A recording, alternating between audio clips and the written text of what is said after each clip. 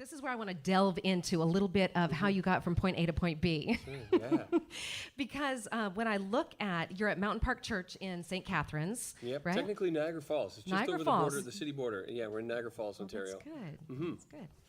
And so do you begin songwriting first? Is that the thing that you're most passionate about, Greg? And then how do you go from writing songs to being recognized by Integrity? And then, if you're coming on to Integrity as a songwriter, then how do you go from there to having a solo record deal and now you're an artist? And then my other question is, will they let you, are they taking your songs away from them, away from you, and they won't let you put it on your album because they want to use your songs? I don't know where you fit. Are you a songwriter? Are you with them? Do they currently still use you that way? And how does that play in to your solo career? Yes, yeah, those are good questions. I guess to rewind a little bit to answer your first question, as a kid, I've always had song ideas. They were really not good. And I would think they were the best ideas. And I would share them with my buddies and they'd be like, huh, okay. You got anything else? And so, it was inspiring. I had some good buddies who loved me enough to tell me, hey, you really got to get better songs. My mom loved every song that I wrote. She still does. Mom. So it's hard to judge if she's being honest or just mom, But I initially wanted to write songs to impress girls. That was my goal. And before I became a Christian. Yes. Once I discovered, you can do music in church that won't put you to sleep, and everybody's okay with this. I want to try to write songs like some of these songs we're doing. And so I had a really supportive pastor who said, hey, I heard you were working on a song. What do you say we try it at Easter?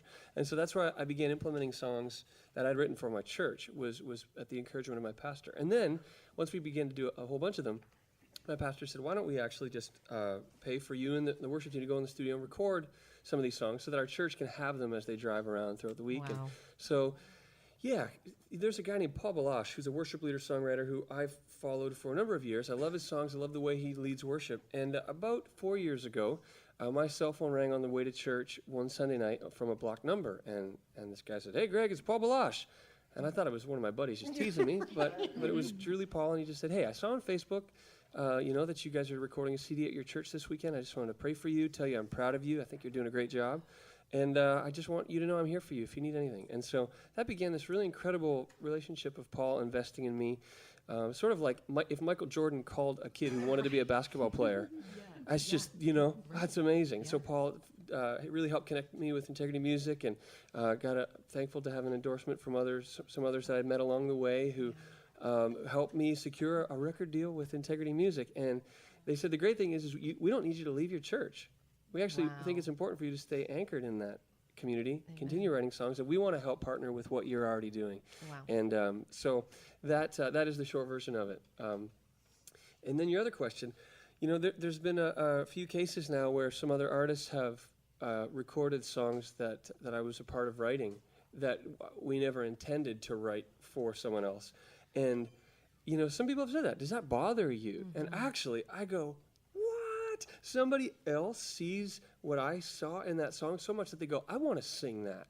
Wow. And then they can go out and travel around and sing it. And I can stay back and be with my family and continue writing songs, and that's okay with me. Mm-hmm. So I think it's just a complete honor for someone else to like your song so much to be able to want to use it. So I don't have a problem with that. That is fantastic.